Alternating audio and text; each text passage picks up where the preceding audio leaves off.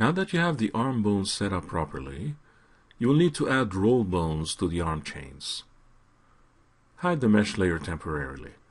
Roll bones can go a long way to ensure the skinned arm deforms properly when you animate the shoulder and wrist rotations.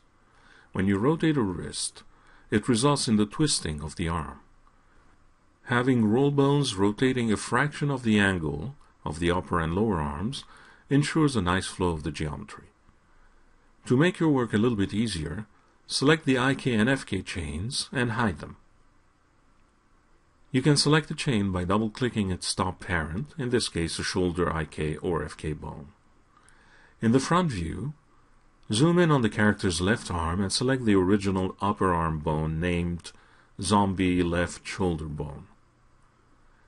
Use Edit Clone to make a copy of this bone. Name the copy Zombie Left Shoulder Roll Bone. At this time, the duplicate sits on top of the original and matches it in every way, making it a little harder to see in the viewport. In the Bone Tools dialog, set the taper value to 0. This makes the duplicated bone look more like a box. Change its wire color to differentiate it further from the original bone. Because it was duplicated from the shoulder bone, its parent is still the clavicle. Unlink it from the clavicle. You will adjust the hierarchy later. In this example, we'll use 1 roll bone for the upper arm and 2 for the forearm.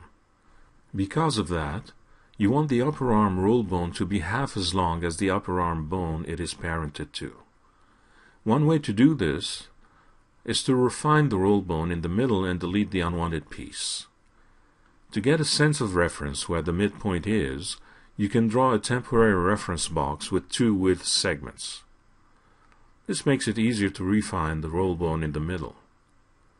Once this is done, you can delete the reference box and the unwanted extra roll bone near the elbow. Repeat the procedure with the forearm. Start by making a duplicate of the forearm bone and set its taper value to 0. Change its wire color as you did earlier. At this time, the newly created duplicate is linked to the upper arm bone, much like the original forearm you copied it from. Unlink it from its parent. As earlier, you'll worry about hierarchies once the creation process is completed. Use the Refine tool to divide the bone in 3 equal pieces. Use a reference box with 3 divisions instead of the 2 you used earlier. Delete the small section closest to the elbow. You won't need that one. Also delete the reference box once you're done with it. Now select both forearm roll bones and link them to the forearm bone. The idea is that when the wrist ultimately rotates, the roll bones rotate with it to varying degrees.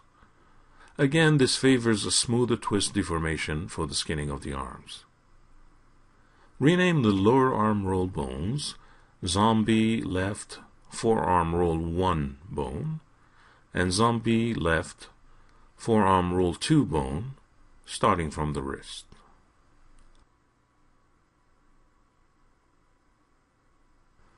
Similarly, link the shoulder roll bone to the shoulder bone. Again, the idea is to ensure that when the shoulder bone rotates, the roll bone rotates a bit less.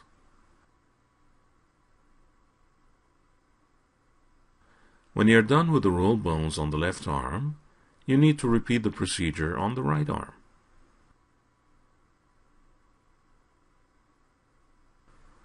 Avoid doing any type of mirroring for roll bones.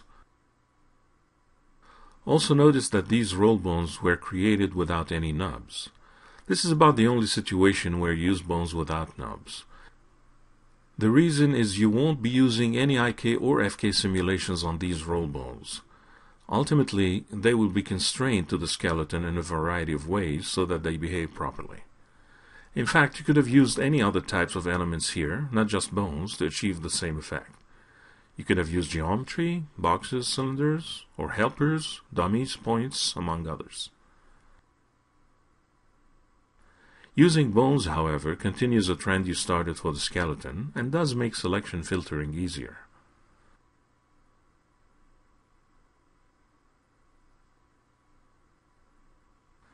Unhide the IK and FK chains and the mesh layer before moving on. In the next movie, you create hands and fingers.